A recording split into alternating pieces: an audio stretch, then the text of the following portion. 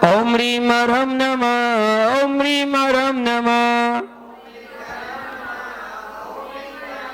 ओम ह्रीं हरम नमः, ओम ह्रीं हरम नमः, ओम ह्रीं हरम नमः, ओम ह्रीं हरम नमः, ओम ह्रीं हरम नमः, ओम ह्रीं हरम नमः। अष्टांग सम्य दर्शनाय नमः, अष्टांग सम्य ज्ञानाय नमः, त्रोदय सम्य चारित्र्यभ्यो नमः। था कि प्रतिमाओं में जब प्रशस्ति लिखते हैं तो प्रशस्ति में स्वर्गीय शब्द का प्रयोग नहीं करना चाहिए। नाम लिखने चल जाएगा लेकिन स्वर्गीय शब्द का प्रयोग नहीं करना चाहिए। और जो जा चुके उनका नाम ना लिखें तो और अच्छा है। अब ज़्यादा ज़रूरत हो लिखने की तो स्वर्गीय शब्द का प्रयोग ना करना चाहिए।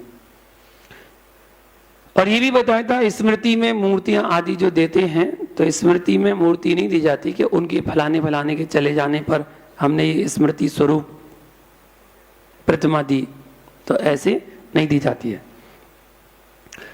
विधान करवाने की बताया था कि जो विद्वान आदि विदाई लेते हैं उसको निर्माल्य दोष में नहीं लिया जाता, क्योंकि वो समाज की व्यवस्थाओं के लिए जो राशि इकट्ठी होती है उसमें से ही दिया जाता है, तो इस अपेक्षा उनको निर्माल्य का दोष नहीं लगता है। कुछ जानते हैं नई जिज्ञासा, शिखर की ऊंचाई का क्या प्रमाण है?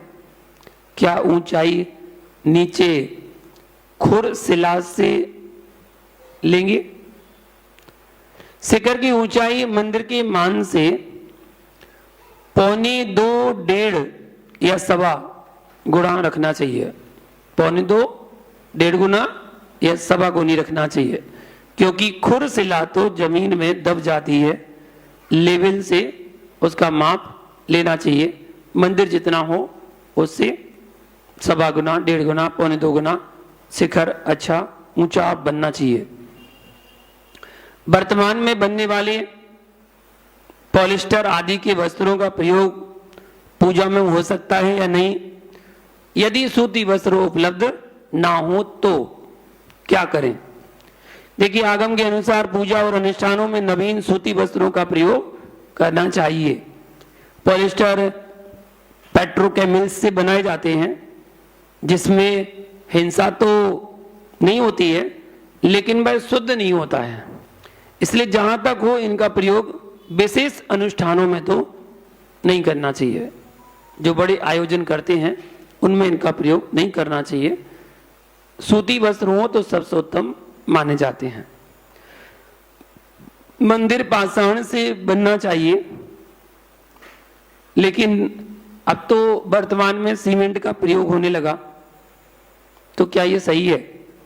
पहले तो चूने के मंदिर बनते थे, जो खंडा होता था पत्थर का और सफेद चूना होता है, चूने से दीवार खड़ी कर देते हैं और सैकड़ों सैकड़ों साल तक वो मंदिर की दीवार बनी रहती थी। अभी हम जब भोजपुर समझगढ़ होते हुए आ रहे थे तो भोजपुर का जो मंदिर देखा है वो चूना से ही बना हुआ है और लगभग 1000 साल पुराना वो मंदिर है और आज भी वो मंदिर ज्यों का त्यों है, कोई उसमें दिक्कत परेशानी नहीं हुई है। वर्तमान के मंदिर में जीर्ण शीर्णता होने लगती है, लेकिन प्राचीन मंदिरों में कोई जीर्ण शीर्णता नहीं देखी जाती है। वो प्राचीन मंदिर जैसा था वैसा ही आज भी वर्तमान में ऐसे ही बना हुआ है। तो आज सभी जगह की समाज इतनी संपन्न नहीं है कि पत्थर चूने से जिनालय निर्माण करवा सके। लोहा सीमेंट का निर्माण सस्ता और सुविधाजनक होता है, इसलिए आजकल इसी का प्रयोग होने लगा। हाँ, जो विशाल बड़ी बड़ी समाज हैं जहाँ पर बड़े बड़े मंदिर बन रहे हैं, उन मंदिरों के लिए जरूर पत्थर का मंदिर पूरा बनता है, पूरा का पूरा मंदिर पत्थर का बनता है, उसमें करोड़ों रुपए खर्च होता है। अब छोटी समाज जहाँ पर होगी वो उसका खर्च इतना नहीं कर सकती है, तो फिर सुविधाजनक जितना कम से कम पैसे में मंदिर बन सकता है ऐसे में मंदिर बनवा लेते हैं। मंदिरों में चमड़ा से निर्मित वस्तुओं का निषेध किया जाता है। ये विचारणीय विषय है। लेकिन चमड़ा मणि वाद्य यंत्रों का बहुलता से उपयोग किया जाता है। क्यों? मंदिर आदि पवित्र स्थानों में चमड़े से निर्मित सभी वस्तुओं का प्रवेश निषेध है। इनके अभाव में आजकल चर्म रहित ढोलक आदि, तबला आदि वाद्य यंत्र जो है वो उनका प्रयोग होने चला गया है।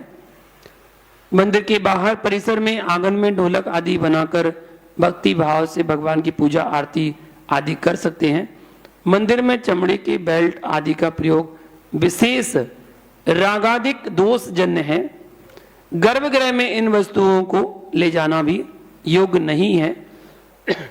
तो व्यवस्था के अनुसार जहाँ जैसी व्यवस्था हो वैसा करना चाहिए।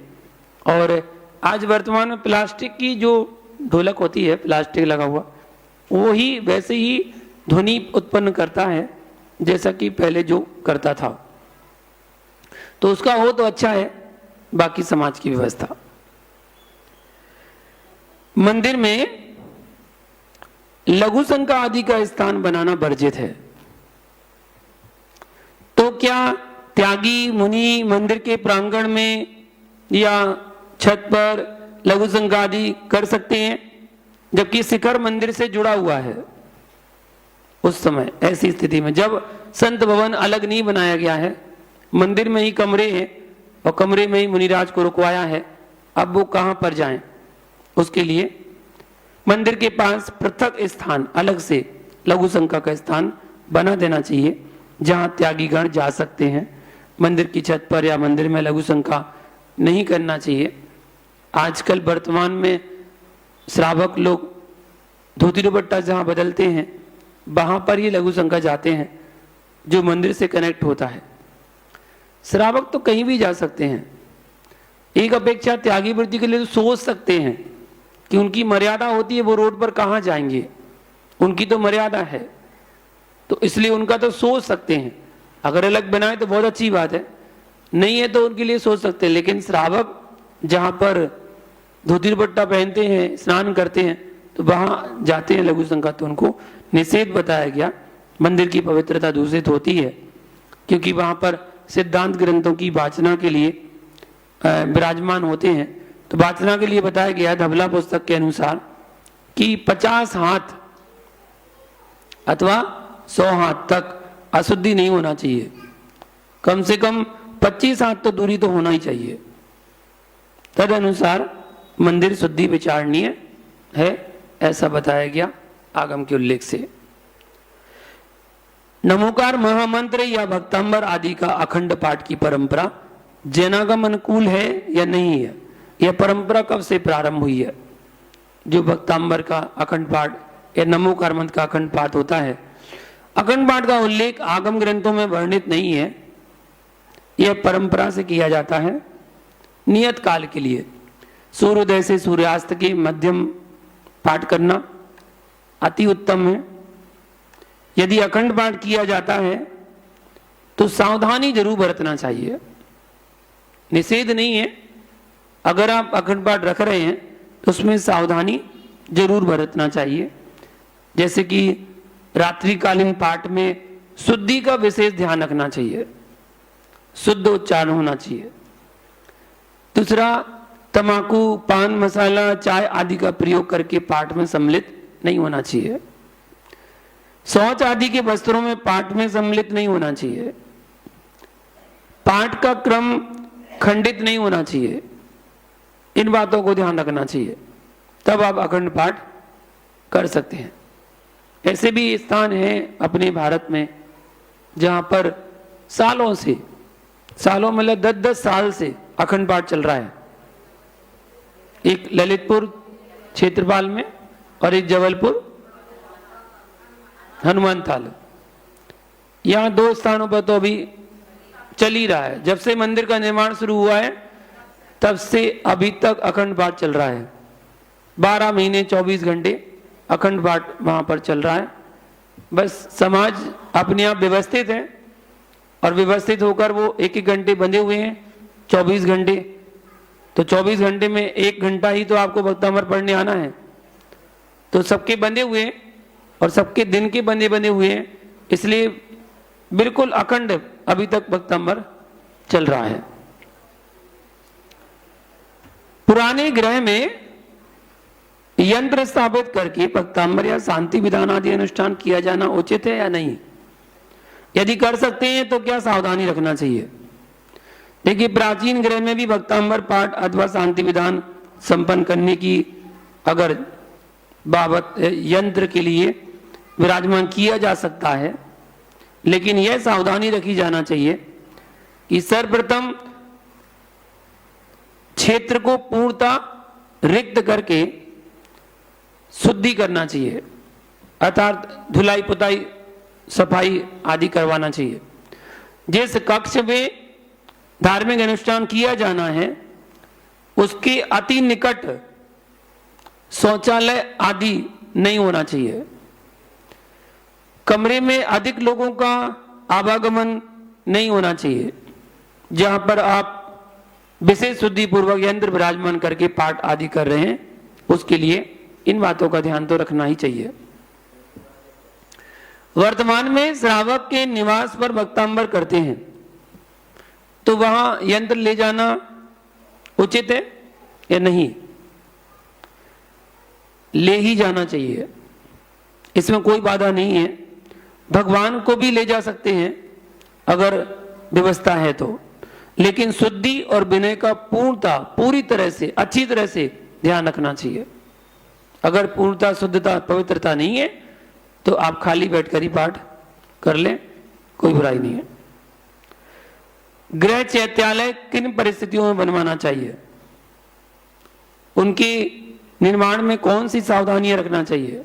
आप घर में चैत्यालय बनाने जा रहे हैं, यदि कोई वृत्ति एवं धर्मानुरागी श्रावक जो चलने में असमर्थ हो या अत्यधिक अस्वस्थ हो तो दर्शन पूजन की प्रतिज्ञा का पालन करने के लिए गृह चैत्यालय का निर्माण कराया जा सकता है।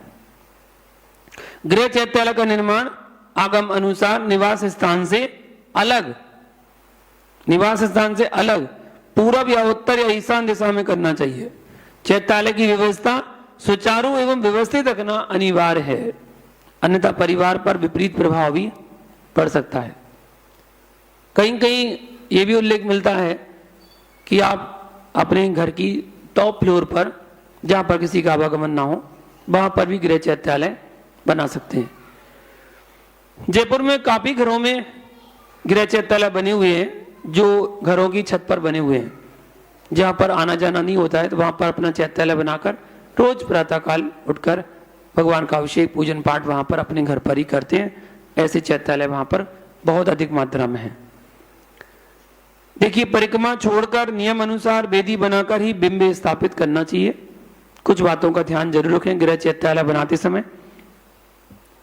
दीवाल, अलमारी या दीवार के सहारे जिन बिंब को स्थापित नहीं करना चाहिए। गृह चैत्यालय में बाल ब्रह्मचारी तीर्थंकरों के बिंब स्थापित नहीं करना चाहिए।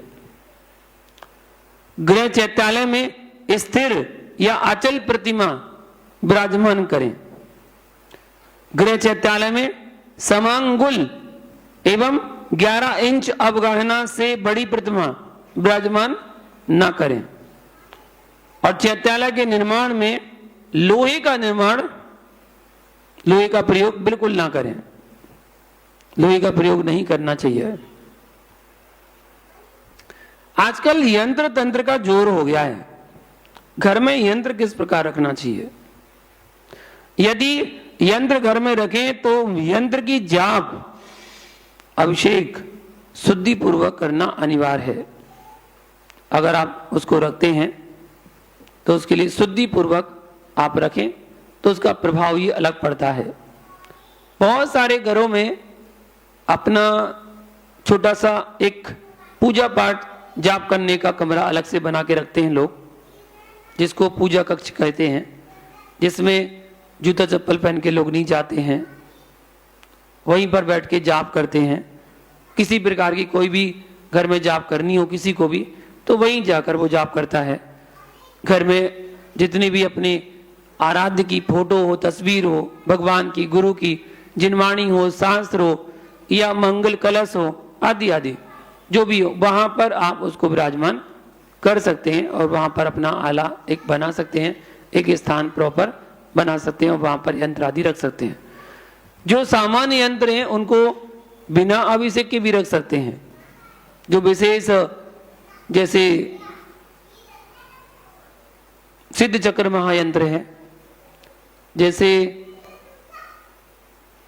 जो विघ्न बाधाओं को दूर करने वाले मंत्र, जो बड़े बड़े विधान आदि के अनुष्ठान यंत्र हैं, उन यंत्रों का प्रयोग हमें बिना अभिषेक के घर में नहीं रखना चाहिए।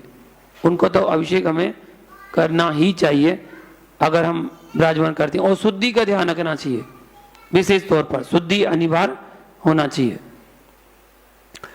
प्रतिमा जी में कान का आकार कंधे से क्यों लगाते हैं? वर्तमान में देखा कान का आकार कंधे से लगा के रखते हैं, तो क्यों रहता है? देखिए पाषाण की प्रतिमा में कान की रक्षा के लिए लगाया जाता है, परंतु धातुओं की प्रतिमा में रूढ़ी चल गई, वो तो कान टूट ना जाए इसलिए उसको वहां तक जोड़ के रखते हैं शिल्पकार जो बनाते हैं। लेकिन धातु की प्रतिमा में ट्रेंड चल गया कि भाई कान लंबे होना चाहिए, रूढ़ी चल पड़ी है और कोई कारण इसमें नहीं दिखाई पड़ता है, ना कोई कारण है। शकलीकरण करके कलावा या रक्षा सूत्र बांधने पर उससे सूतक पातक आदि का दोष नहीं लगता है, इसका अभिप्राय क्या है? अक्सर लोग कहते हैं कि बोले हमारे यहाँ सूतक पातक लगने वाला है तो एक काम करें, शकलीकरण करवा लो, रक्षा सूत्र बनवा लो, तो उससे सूतक पातक नहीं लगेगा। ये सब संकल्प क्रियाएं हैं, इनका संबंध विधान की क्रिया एवं भावों पर निर्भर करता है। यह सही है, शकलीकरण के बाद सूतक पातक का दोष नहीं लगता है, लेकिन कंडीशन उसकी होती है ग्रह का त्याग करना। आपके पास समाचार नहीं आना चाहिए, जो भी घटना हुई है उसका समाचार आपके पास नहीं आना चाहिए। आप निर्विकल्प होना चाहिए, आपको भी उस वहां की कोई चिंता नहीं होना चाहिए। निर्विकल्प होकर सब चीजों का त्याग करके, घर परिवार का त्याग करके और धर्मशाला आदि में निवास करना चाहिए स्थान छोड़कर, और फिर कलावा काम करेगा कि आपको सूतक पातक नहीं लगेगा। अगर आप फोन सुन रहे हैं, खबर आ रही है, आप घर पर आना जाना लगा हुआ है, तो धागा बांधने से कुछ नहीं है कि सूतक पातक नहीं लगे, ऐसा नहीं होता है। और बाकी विशेष प्रतिष्ठाचारों के अनुसार जान लेना चाहिए। चलिए आज के लिए इतना ही, आगे और अनुष्ठान पूर्वक जिज्ञासा समाधान देखेंगे। अभी इतने, कल सूतक पातक के बारे में भी कल बहुत बताएंगे। चलिए प्रश्न मंच प्रारंभ करते हैं आज का।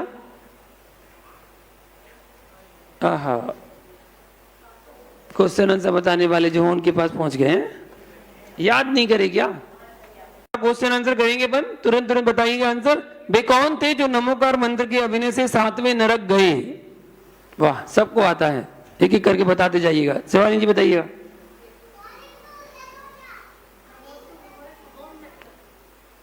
कौन से? शुभम चक्रवर्ती, बिल्कुल सही जवाब। अगला क्वेश्चन आपको बताना है, कोई मनुष्य बिना अणुव्रत धारण किए क्या गुण व्रत धारण कर सकता है? एक शब्द में जवाब देना बस, बेटा चेक। नहीं, बिल्कुल सही जवाब। अगला क्वेश्चन, 16 से तैयार किया भोजन को चौका कहते हैं, बताइए वो 16 क्या चीज है? उसके लिए बताइएगा। हाँ रीतू जी बताइए।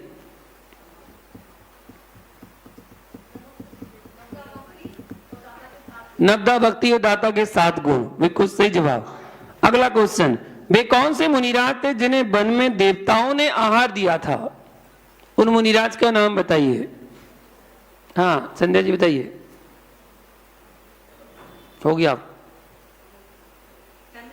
चंद्रगुप्त मुनिराज, बिल्कुल सही जवाब। अगला क्वेश्चन बताइए, निर्विचिकित्सा अंग में कौन प्रसिद्ध हुए? निर्विचिकित्सांग में कौन प्रसिद्ध हुए? बताइए। उद्यान राजा, बिल्कुल सही जवाब। अगला क्वेश्चन बताइए, जिन शास्त्रों में लोक और अलोक का वर्णन हो वह कौन से अनियोग के शास्त्र हैं? बताइए ज्ञानी अम्मा। अभी हाथ उठा के नीचे कर लिया, इतना सा आंसर नहीं आ रहा, क्या बात कर रही हो? आपको ज्ञानी अम्मा की उपाधि दी गई है। हाँ, जिन शास्त्रों में लोक अलोक का वर्णन हो वह कौन से अनियोग के शास्त्र हैं? आप बताइए। बिल्कुल सही जवाब, कर्णानियोग के ग्रंथ हैं। अगला क्वेश्चन बताइए, नंदीश्वर द्वीप में कुल कितनी प्रतिमाएं होती हैं? बताइए पीछे। बिल्कुल सही जवाब। अगला क्वेश्चन बताइए, 24 तीर्थंकरों के कुल कितने गणधर होते हैं? अभिलाष जी बताइए। गलत जवाब, बताइए ज्ञानी मां।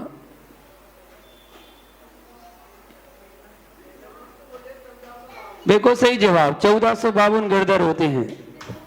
116 तो केवल सुमतिनाथ के थे। मिक्स मत करो, गड़बड़ हो जाएगी। अगला क्वेश्चन आपको बताना है, हनुमान जी का जन्म कब हुआ था? हनुमान का जन्म कब हुआ था? बताइए। चैत्र कृष्ण अष्टमी, बिल्कुल सही जवाब। अगला क्वेश्चन बता दी, ज्यादा ना हो जाए। भारतवर्ष का नाम भारत से पहले क्या था?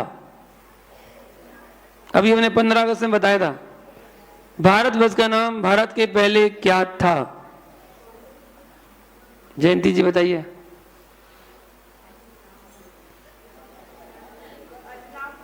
अजनाब वर्ष, बिल्कुल सही जवाब। अगला क्वेश्चन आपको बताना है, प्रद्युम्न मुनि का मोक्ष कहां से हुआ?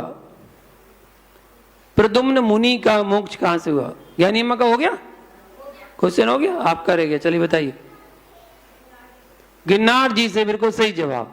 चलिए आ जाइए आज के पुरस्कार लेने के लिए। किसकी तरफ से हैं? जब तक कल आपको नमीनाथ भगवान का 40सा पढ़ने का नियम है। नमीनाथ का 40सा पढ़े और खाने पीने में कल का त्याग। आज क्या था? मगौड़ी खाने का त्याग था। तो कल आप फल का खाने का त्याग करेंगे, अनार खाने का त्याग। ठीक है, अनार के दाने, अनार का जूस आपका त्याग है। ठीक है, खुलासा कर देते हैं, आपका त्याग है। बाद में कंफ्यूज मत होना। बात पता चले कंफ्यूज हो गए आप लोग, तो हम क्या करें?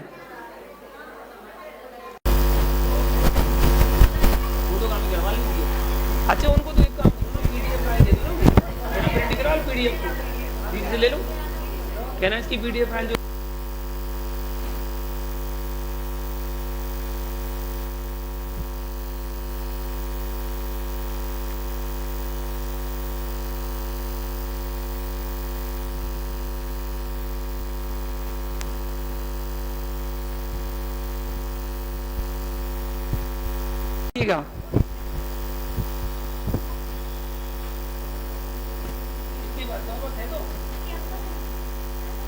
कहाँ है प्रियंका?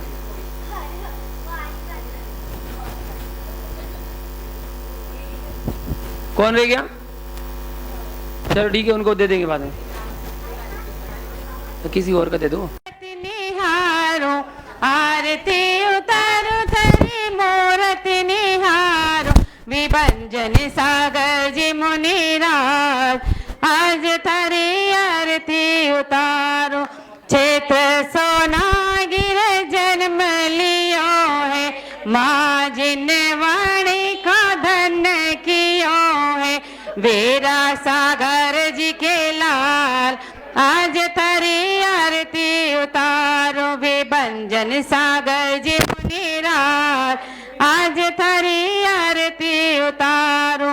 ज्ञानी ध्यानी निरे अभिमानी, शांति सुधार सिके हो ध्यानी। ज्ञानी ध्यानी निरे अभिमानी,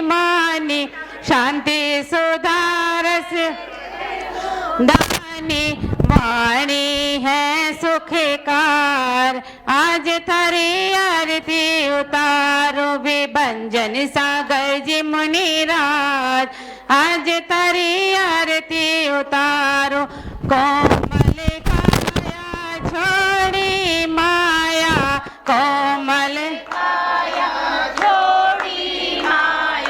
जग का नश्वर सुख ना भाया जग का नश्वर सुख ना भाया छोड़ा सब परिवार आज थारी आरती उतारो विभंजन सागर जी मुनिराज आज थारी आरती उतारो मोक्ष वधु तुमको अति प्यारी मोक्ष वधु तुमको अति प्यारी गुरु महिमा तुमसे जग जानी माँ तुमसे जग जानी करो जगत उद्धार आज तारी आरती उतारो विभंजन सागर जी मुनिराज आज तारी आरती उतारो सन रतन मई आरती भाई सन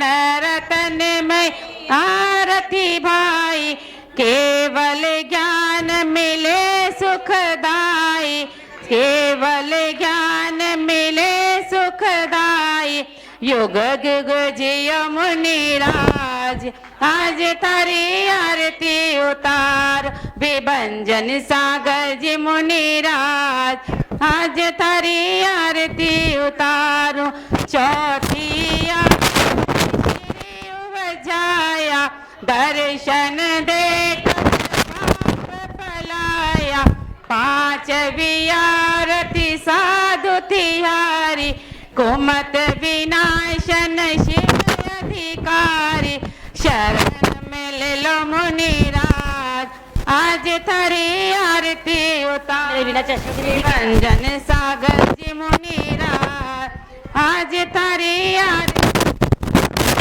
विभंजन सागर जी मुनिराज आज थारी आरती